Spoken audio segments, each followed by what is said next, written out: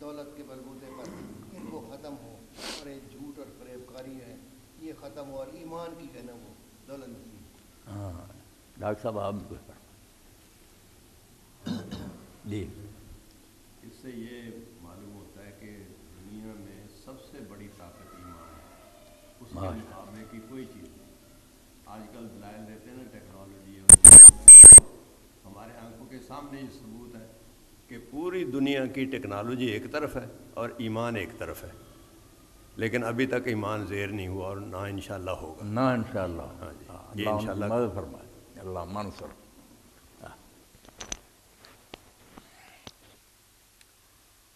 جو کچھ چوتھائی صاحب نے پڑھا اس سے کچھ بات جو سامنے آئی، ایک تو یہ کہ جب حضرت آدم علیہ السلام کو اور ابلیس کو زمین پر اتارا گیا تو اس وقت یہ اعلان ہو گیا بعض حکم بعض ندو کہ اب یہ ایک میدان جنگ ہے جس میں تمہیں اتار دیا گیا۔ ایک طرف ابلیسی طاقتیں ہوں گی، ایک طرف وحی اور نبوت ہوگی۔ یہ جنگ قیامت تک رہے گی، ختم نہیں ہوگی۔ ستیزہ کار رہا ہے ازل سے تا امروز، چراغ مصطفی سے شرار بولا، چلا آیا چلا جائے گا۔ کوئی چاہے کہ زمین پر بدماشی نہ ہو، غنڈہ گردی نہیں، یہ بھی قوت رہے گی، ایمان والے بھی رہیں گے۔ اور نام ان کے یہی ہیں کہ ایک طرف جاہلیت ہے، ایک طرف علم۔ اسلام اور کفر کی بجائے قرآن میں یہ بھی آتا ہے حکم الجاہلیت یبغون۔ جتنے بھی یہ نظام ہے نا، بے شک ان کے پاس ڈھیروں کتابیں ہوں، یونیورسٹیاں ہوں، کالج، سب جاہلیت ہے۔ جو اللہ کو نہیں مانتے یا مانتے بھی ہیں تو کہتے ہیں ہماری زندگی کے ساتھ اب اس کا کوئی تعلق نہیں، ہم جیسے جی چاہے زندگی گزاریں گے، اور مرنے کے بعد اگر کوئی زندگی ہے بھی تو اس کے بارے میں پیشگی اتنا واویلا کرنے کی ضرورت نہیں، جب وقت آئے گا دیکھا۔ یہ سارے ہیں دہریے کافر بے دین، جاہلیت کا یہ نظام۔ جو سمجھتے نہیں اللہ ہے، ہمیں اس کی بندگی میں رہنا ہے، جو دین اس نے اتارا اس کے مطابق چلنا، وہ ہے علم۔ یہ قرآن نے علم اور جاہلیت کا یہ فرق بیان کیا، اور یہ بات بھی اللہ تعالیٰ نے واضح کر دی کہ پیغمبر جب آتے رہے ہیں تو اللہ تعالیٰ نے ان کو یہ مال و دولت، سلطنت اور یہ زیب و زینتیں نہیں دی تاکہ لوگ جو ہیں لالچ کی وجہ سے اسلام میں داخل نہ ہو جائیں۔ اور یہ نتیجہ ہم نے بھگتا بھی ہے کہ جب کثرت ہو جاتی ہے نا ماننے والوں کی اور دنیاوی جاہ و جلال حاصل ہو جاتا ہے، جیسے مسلمانوں کو ہو گیا، تو جو لوگ پھر فوج در فوج اسلام میں آئے نا وہ ویسے پختہ نہیں تھے۔ جیسے ڈاکٹر صاحب نے فرمایا ان کے پاس وہ دولت نہیں تھی ایمان کی، اسی لیے اللہ تعالیٰ نے سورہ انفال میں کیا کیا، خود نبی علیہ السلام کے زمانہ میں کہ پہلے 1-10 کا مقابلہ کر سکتا تھا، اب اللہ کو پتہ ہے کہ تم میں ایمانی کمزوری آ گئی، اب صرف 1-2 کا مقابلہ کرتا ہے۔ حضور کے زمانے میں اتنی نسبت گھٹ گئی کہ 1-10 کی بجائے 1-2۔ تو اللہ تعالیٰ اس لیے جیسے وہ مرزا غالب کہتے ہیں نا، تات میں تا رہے نا مئو انگبی کی لاگ، کہ عبادت کرتے ہوئے لوگ شراب جو ہے نا جنت کی شراب طہور اور وہاں کا اسلم صفا، اس لالچ میں نہ کریں۔ صوفیاء کا بلند مقام ہے نا، کیونکہ امام زین العابدین فرماتے ہیں ابن کثیر البدایہ والنہایہ میں کہ آپ نے فرمایا ہے کہ عبادت غلاموں کی ہے کہ ڈر سے کرتے ہیں دوزخ میں نہ چلے جائیں، یہ غلاموں اور نوکروں کی بات ہے۔ ایک ہے کہ وہ تنخواہ کے لالچ میں کرتے ہیں ہمیں جنت ملے گی، انعام ملے گا، یہ تاجروں کی ہے، سوداگر لوگ ہیں، سودا بازی اللہ سے کر رہے ہیں۔ ایک عبادت احرار کی ہے، جو آزاد اور شریف لوگ ہیں نا، ان کی عبادت ان چیزوں سے بالکل بلند و بالا ہے، وہ صرف اس لیے کرتے ہیں کہ وہ ہمارا مالک ہے، ہر چیز اس نے دی ہے، اس لیے اس کا حق بنتا ہے کہ ہم اس کا شکر ادا کریں۔ بے شک وہ جنت دوزخ نہ بھی بناتا پھر بھی وہ اپنے کمالات کی وجہ سے اس لائق ہے کہ بندہ اس کے سامنے جھکے۔ تو تات میں تا رہے نا مئو انگبی کی لاگ، شراب تو رہی ہے نا عبادت میں مل جائیں، دوزخ میں ڈال دے کوئی لے کر بہشت کو۔ اور صوفی کہتا ہے چاہیے کہ جو جنت ہے نا اس کو جلا دیا جائے تاکہ جو اس لالچ میں عبادت کرتے نا توبہ کریں۔ یہ کیا کر رہے ہیں؟ اللہ کو راضی کرنے کے لیے کریں، بے شک وہ پھر جنت تو دے گا۔ تو اسی لیے اللہ نے حضرت علی نے ایک خطبہ میں کہتے ہیں کہ جب حضرت ہارون اور حضرت موسیٰ آئے، کملیاں انہوں نے اپنے کندھوں پر ڈالی ہوئی تھی، لاٹھیاں ہاتھ میں تھی، فاقوں سے وہ ان کے جسم لاگر تھے، تو فرعون نے کہا تم آ گئے خدا کے پیغمبر ہو کر،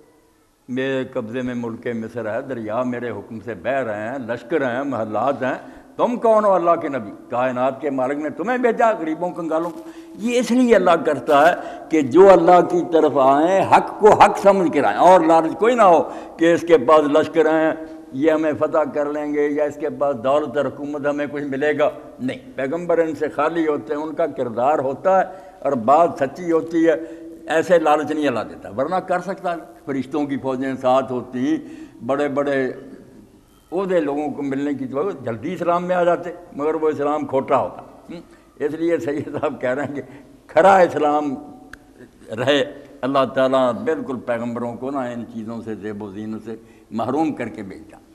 اور یہ بھی ہوتا کہ زیادہ لوگ دنیا میں ہوتے ہیں غلط راستے پر چلنے والے، یعنی دریا بہتا ہے جس سمت کو نیک لوگ اس کے خلاف تیرتے ہیں، یہ بڑی آزمائش ہے۔ اللہ تعالیٰ فرماتا ہے بہت سے لوگ جو ہیں وہ دلیل بنا لیتے ہیں کہ یار یہ راستہ سچا ہوتا تو زیادہ لوگ نہ چلتے، ساری دنیا ادھر کو جا رہی ہے، آپ پاگل ہیں، یہ نیک لوگوں کے مقابلے میں ایک حجت بن جاتی ہے کہ تم ہی بیوقوف، ساری دنیا کو احمق ہے، اتنے پڑھے لکھے۔ تو اللہ تعالیٰ یہی کہتا ہے کہ اگر تمہیں کثرت جو ہے نا اس کی پیروی کی نا کہ زیادہ کیا کر رہے ہیں تو تباہ ہو جاؤ۔ ہاں وین تو اکثر من فی الارض دلو کا، یعنی اس راستے میں مشکلیں کتنی ہیں کہ دنیاوی نفع کوئی نہیں نظر آتا، خطرے ہی خطرے، پھانسیاں، جیلیں، گولیاں، مرنا، ایک تو نیکی کے راستے میں یہ مصیبتیں، دوسرا زیادہ لوگ ساتھ نہیں دیتے، قافلہ سارا دوسری طرف کو چلتا ہے، یہ بیچارہ ادھر کو چل رہا، اس لیے مشکل ہی مشکل۔ تو یہ جب لوگ مودودی صاحب رحمۃ اللہ علیہ سے پوچھتے تھے حالات ایسے ہیں اس مسئلے میں کوئی نرمی کریں، انہوں نے ایک مضمون لکھا تنقیحات میں، کیش مرداں نہ مذہب گوس پندہ، کہ اسلام جو ہے نا یہ بھیڑ چال نہیں ہے کہ جدھر کو دنیا جا رہی ہے ادھر کو جانا، یہ ہے مردوں کا طریقہ جو مرنے مارنے پر تل جاتے ہیں، ایک دفعہ فیصلہ کر لو، اگر یہ اس راستے پر نہیں چل سکتے، جس پر لوگ چلتے ہیں چلتے جاؤ، جو حشر ان کا ہوگا تمہارا بھی ہو جائے گا، اور اگر اسلام پر چلنا ہے تو بس بات ختم کرو، اس میں قدم قدم پر یہ نہیں ہوگا کہ لوگ کیا کرتے ہیں، یہ دیکھا جائے گا کہ اللہ کیا کہتا ہے۔ اس لیے سید صاحب نے یہ ساری باتیں کہیں کہ ایک تو اسلام اور جاہلیت کا فرق سمجھنا چاہیے کہ اللہ کے نازل کردہ دین کو چھوڑ کر جو کچھ ہے نا، بے شک دفتر ہوں کتابوں سب جاہلیت ہے، علم وہی ہے من بعد ما جاءکم العلم جو اللہ کی طرف سوچ رہا، باقی سب جہالت ہے، لکھنے پڑھنے سے وہ علم نہیں بن جاتا، کوئی علم نہیں، علم میں کہ رہب حق نہ نمایت جہالت ہے، جو علم اللہ کا راستہ نہیں دکھاتا وہ کیا علم، وہ سارا ہے کہ نا کباڑ خانہ ہے، علم وہ ہے جس سے اللہ کا راستہ معلوم ہے، مشکل، بہت مشکل، طرح طرح کی آزمائشیں، یہاں تو سارے ہی کٹتے ہیں نا۔ حکیم صاحب عبداللہ شاکر تھے، اللہ تعالیٰ پتہ نہیں اب وہ زندہ فوت ہی ہو گئے ہوں گے، جماعت اسلامی کے وہ شاعر تھے پنجابی کے، بہت اچھا لکھتے تھے۔ تو جب جنرل ایوب نے نا جماعت کو بین کر دیا، مودودی صاحب کو جیل میں بھیج دیا، سزائے موت کی باتیں ہونے لگیں، تو انہوں نے ایک نظم لکھی 16 صفحے کی تھی، بہت عمدہ مسدس تھی، تو 5 مصرے اور ہوتے تھے اور 6واں یہ آتا تھا پھر، اوکھی کاٹی مشکل پیدا عشق دیاں سوارا، یہ ضبط کر رہی تھی، ایوب نے پھر ضبط کر لی تھی کہ یہ نہیں ہونی چاہیے، تو شروع میں انہوں نے لکھا تھا کہ باغ خزاں دے رگڑے کھا کے ویکھے رنگ بہاراں دا۔ یہاں اگر کوئی توقع رکھتا نا کہ یہ سڑک صاف ہے اور جرنیلی ہے، سوار ہو جائیں اور جنت میں چلے، یہ نہیں ہوگا، مشکلوں سے بڑی ہے، ہاں مار روڈ نہیں، باغ خزاں دے رگڑے کھا کے ویکھے رنگ بہاراں دا۔ جی یہ دکھانا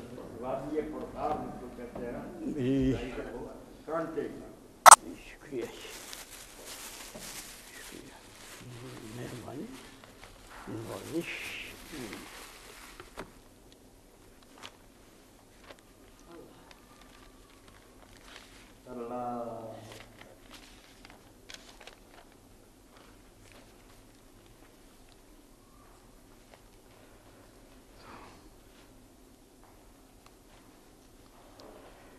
بسم اللہ الرحمن الرحیم۔ عن نبی ذر رضی اللہ تعالی عنہ ان رسول اللہ صلی اللہ علیہ وسلم قال لیس من نفس ابن آدم الا علیہا صدقۃ فی کل یوم طلعت فیہ الشمس۔ قیل یا رسول اللہ من این لنا صدقۃ نتصدق بها؟ فقال إن أبواب الخير لكثيرة والتسبيح والتحميد والتكبير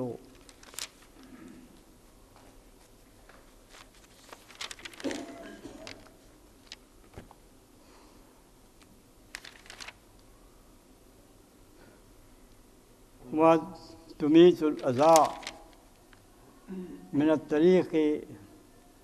وتسمع الأصم وتهدي الأعمى وتدل المستدل على حاجته وتسعى بشدة ساقيك مع لهفان المستغيث وتحمل بشدة ذراعيك مع الضعيف فهذا كله صدقة منك على نفسك. حضرت ابو ذر رضی اللہ تعالیٰ عنہ، یہ ابن حبان کی روایت ہے، نبی کریم صلی اللہ علیہ وسلم سے روایت کرتے ہیں کہ آپ نے ارشاد فرمایا کہ ہر انسان پر صدقہ واجب ہے، ہر روز صدقہ واجب ہے۔ صدقہ تو آپ جانتے ہیں اللہ تعالیٰ کی راستے میں خرچ کرنا، تو یہی مفہوم عام طور پر سمجھا جاتا تھا، انما صدقاتوں سے بھی یہی مفہوم ہوتا ہے کہ یہ دولت ہے، مال ہے، جو صدقہ جس کو کہا جاتا ہے۔ تو نبی کریم صلی اللہ علیہ وسلم نے جب یہ ارشاد فرمایا کہ ہر انسان پر ہر روز جو ہے وہ صدقہ واجب ہے، تو صحابہ نے عرض کیا یا رسول اللہ اتنے دولت مند کہاں ہیں ہم کہ ہر روز صدقہ دیا کریں، اتنی دولت کہاں سے آئے گی ہمارے پاس؟ کیونکہ ان کے ذہن میں تو یہی تھا نا کہ صدقہ جو ہے یہ مال خرچ کرنا اللہ کے راستے میں، یہ صدقہ ہے۔ تو نبی کریم صلی اللہ علیہ وسلم نے فرمایا کہ ان ابواب الجنت ان ابواب الخیر لکثیرۃ، کہ نیکی کے دروازے بہت ہیں۔ یہ صدقہ صرف یہ نہیں ہے کہ انسان اپنا پیسہ خرچ کرے، بلکہ بہت سی چیزیں ایسی ہیں جو وہ اللہ تعالیٰ نے اس کو عطا کی ہیں، اسے دولت تو نہیں کہہ سکتے، اسے سونا بھی نہیں کہہ سکتے، چاندی بھی نہیں کہہ سکتے، اسے جو اللہ تعالیٰ نے صلاحیتیں دی ہیں، اسے جو قوتیں دی ہیں، اس کی سوچ اور فہم جو دی ہے، اسے جسمانی طاقت جو ہے، یہ سب چیز جو ہے یہ اس کے پاس اللہ تعالیٰ کی طرف سے ایک دولت ہے۔ اور اس دولت کو جب وہ اللہ کی راہ میں خرچ کرے گا، اس کی خوشنودی حاصل کرنے کے لیے خرچ کرے گا، تو پھر وہ اس کو وہی اللہ تعالیٰ کے راستے میں خرچ کرنے کا جو ہے وہ اس کا مقام حاصل ہو جائے گا۔ تو فرمایا وہ پھر آگے کچھ بتائیں ایسی چیزیں جن سے کہ وہ سمجھ جائیں کہ یہ محدود نہیں ہے مال دولت تک، ایک آدمی مفلس ہے وہ صدقہ کہاں سے کرے، اس کو وہ اپنے پیٹ پالنے کے لیے، اپنے بچوں کو پیٹ پالنے کے لیے، اپنے بچوں کی ضروریات کے لیے جو ہے وہ چیز میسر نہیں ہے، تو دوسرے پر صدقہ کہاں سے کرے گا؟ لیکن اللہ تعالیٰ نے اتنے راستے کھول دیے ہیں اس پر نیکی کے، اور اتنے راستے کھول دیے ہیں اللہ تعالیٰ کی خوشنودی کو حاصل کرنے کے لیے کہ ان پر چل کر وہ ایک اعلیٰ درجے کا انسان اور ایک اعلیٰ درجے کا مسلمان اور ایک بڑا صدقہ گزار جو ہے وہ بن جائے۔ تو آپ صلی اللہ علیہ وسلم نے ان دروازوں کی نشاندہی فرماتے ہوئے کہا کہ التسبیح والتحمید والتکبیر والتحلیل، یہ سب صدقہ ہے۔ یہ سبحان اللہ کہنا، اللہ تعالیٰ کی ثنا کہنا، اس میں اللہ تعالیٰ کی پاکیزگی کو بیان کرنا، تحمید اللہ تعالیٰ کی حمد کرنا، اس کی تعریف کرنا، اس کا شکر ادا کرنا، التکبیر اس کی بڑائی کو بیان کرنا، والتحلیل لا الہ الا اللہ اس کے دعوت سے تمام معبودوں کی نفی کرنا، سبحان اللہ والحمدللہ اللہ اکبر لا الہ الا اللہ، یہ کلمات جب انسان کہتا ہے تو اس میں وہ اپنی زبان کو جو اللہ تعالیٰ نے اس کو ایک امانت دی ہے اس کو صحیح استعمال کرتا ہے۔ اس کا وقت جو ہے جب وہ اس پہ خرچ کرتا ہے، سبحان اللہ کہتا ہے، الحمدللہ کہتا ہے، تو اس کی زبان ہلتی ہے، اس میں اس کی کچھ طاقت صرف ہوتی ہے۔ یہ اس کی جو طاقت صرف ہوتی ہے اور اس وقت صرف ہوتا ہے یہ کہنے میں، یہ بھی صدقہ ہے، کیونکہ یہ اللہ تعالیٰ کی عظمت کا اعتراف کرتا ہے، اس کی نعمتوں کا شکر ادا کرتا ہے، اس کو ہر خامی سے اور ہر نقص سے پاک ہونے کی جب وہ بات کرتا ہے، تو یہ ایک بس اپنی زبان کا جو اللہ تعالیٰ نے اس کو دیا ہے، بولنے کی صلاحیت جو دی ہے، اس کا صحیح استعمال اس کو کرتا ہے۔ اس طرح سے یہ وقت جو اس میں صرف کرتا ہے اور زبان کی جنبش میں جو اس کا طاقت صرف ہوتی ہے، یہ سب بھی صدقہ ہے۔ پھر فرمایا والامر بالمعروف والنہی عن المنکر، نیکی کا حکم دینا اور برائی سے روکنا، یہ بھی صدقہ ہے۔ ٹھیک ہے آپ کے پاس دولت نہیں ہے، آپ خرچ نہیں کر سکتے پیسے، لیکن آپ کے بس میں یہ ہے، اللہ تعالیٰ نے آپ کو بولنے کی صلاحیت دی ہے، آپ اس اپنی زبان سے، یا آپ کو اللہ تعالیٰ نے اثر و رسوخ دیا ہے، یا اللہ تعالیٰ نے آپ کو اتنی وہ انتظامی صلاحیت دی ہے کہ جہاں آپ کام کر رہے ہیں وہاں اور تو آپ کا کوئی زور نہیں چلتا، لیکن آپ زبان سے ان سے، یا اپنا جو آپ کا وہاں منصب ہے اس کے لحاظ سے جو جن پر آپ کی بات چلتی ہے، یا جو بات آپ کے سننے کے لیے تیار ہیں یا تیار نہیں ہیں، تو پھر بھی آپ اپنا فرض سمجھ کے ان کو برائی سے روکتے ہیں اور نیکی کا حکم دیتے ہیں، یہ بھی صدقہ ہے۔ یہ بھی اللہ تعالیٰ کے راستے میں خرچ کرنے کے برابر ہیں، کیونکہ امر بالمعروف اور نہی عن المنکر میں صرف یہ نہیں ہے کہ لوگ سنتے، بعض اوقات اس میں مزاحمت کرتے ہیں، اور بعض اوقات پھر وہی جو نبی علیہ السلام کے ساتھ لوگوں کو ان کو جنون مجنون اور سائر کہتے رہے۔ ایک عام آدمی کا کیا ہے کہ دوسرے راستے پہ چلنے والا ایک آدمی کو جب آپ اس کی ایک روش سے روکتے ہیں جو اس کو پسند ہے، وہ لذتوں میں گرفتار ہے، وہ حرام کمائی کرتا ہے، شراب پیتا ہے، برائیوں کا ارتکاب کرتا ہے، فحش کا، گندگی کا اور سود کا اور دولت کمانے میں ناجائز رائے کا، یہ ساری چیزیں جب وہ استعمال کرتا ہے، اپنے اقتدار کا، اپنے اختیار کا غلط استعمال کرتا ہے، اپنی قوتوں کا غلط استعمال کرتا ہے اور آپ اسے روکتے ہیں، تو یہ جو ہے یہ بھی صدقہ ہے، کیونکہ آپ نے ایک تو اپنی زبان کو استعمال کیا، اپنے وقت کو استعمال کیا، دوسرا آپ نے رزق لیا، اس کے رد عمل کا پتہ نہیں اس کا رد عمل آگے کیا ہے، وہ سختی کا ہے، وہ ماننے کا ہے، یہ نہیں ماننے کا ہے، لیکن آپ نے اپنا وقت صرف کر کے، اپنی ہمت کو صرف کر کے، اپنی توانائی کو صرف کر کے جو اس کو نیکی کا حکم دینے میں اور برائی سے روکنے میں جو کچھ اپنی صلاحیت اور اپنی قوت کو صرف کیا، یہ بھی صدقہ ہے۔ وَتُمِيتُ الْأَذَىٰ مِنَ الطَّرِيقِ، راستے میں اگر کوئی چیز ایسی پڑی ہے جس سے راہ چلنے والوں کو تکلیف ہوتی ہے، وہاں کوئی گندگی پڑی ہے، روڑے پڑے ہیں، اس طرح سے اس کا جو اٹھانا ہے وہاں سے، اور اس کو راستے کو جو صاف کرنا ہے، کوئی گڑا ہے اس کو آپ اگر پاڑ دیتے ہیں، کوئی اور اس طرح کی کوئی چیز ہے جو کہ چلنے والوں کو، آنے جانے والوں کو جس سے تکلیف ہوتی ہے، اگر آپ وہ راستے سے ہٹا دیتے ہیں تو یہ بھی صدقہ ہے۔ پھر فرمایا وَتُسْمِعُ الْأَصَمَّ، ایک آدمی بیچارہ وہ اس کو سنائی نہیں دیتا، اب اس کو سنائی نہیں دیتا تو وہ کئی مصیبتوں میں گرفتار ہو سکتا ہے، کوئی گاڑیاں آ رہی ہیں پیچھے سے، وہ اس کو سمجھ میں نہیں آتی ہے، وہ اس کو آپ اس کو باتیں کرتے ہیں، اس کو زور سے چیخ کے چلا کے اس کو سمجھاتے ہیں کہ وہ پیچھے سے گاڑی آ رہی ہے، یہ تکلیف ہے، اس طرح کی چیز جو ہے اس کی بات جو ہے، اس کی ضرورت جو ہے اس کی وہ پوری کرتے ہیں اپنی زوردار آواز کو استعمال کر کے، تاکہ وہ اگر وہ کسی حادثے سے دوچار ہونے والا ہے تو اس سے بچ جائے، کسی چیز کو وہ حاصل کر سکتا ہے لیکن اسے پتہ نہیں ہے کہ یہاں سے وہ چیز اسے ملتی ہے، وہ آپ اس کو جب اپنی قوت زبان سے، قوت لسان کو استعمال کر کے، کیونکہ ہر شخص کا یہ ہمت بھی نہیں ہوتی ہے اور حوصلہ بھی نہیں ہوتا ہے کہ چیخ کر کسی آدمی کو کوئی راستہ بتائے، یا اس کی مطلب کہ جہاں کوئی چیز مل سکتی ہے جس کے لیے وہ سرگرداں ہے اس کو وہ بتائے، یا راستہ بھولا ہوا ہے اس کو بتائے، تو یہ بھی صدقہ ہے۔ پھر فرمایا وَتَهْدِي الْأَعْمَىٰ، اور اندھے کو تو راستہ دکھائے، اندھا تو بیچارہ ویسے ہی محتاج ہے، اسے تو پتہ ہی نہیں کہ کہاں جانا ہے، آپ اس کو اگر راستہ دکھاتے ہیں، اس کی منزل کی طرف لے جاتے ہیں، تو یہ بھی اللہ تعالیٰ کے نزدیک آپ کا یہ فعل جو ہے یہ بھی اس کے راستے میں خرچ کرنے کے ایک طریقہ ہے، ایک راستہ ہے، کیونکہ اس میں تم نے اپنا وقت صرف کیا، تم نے اپنا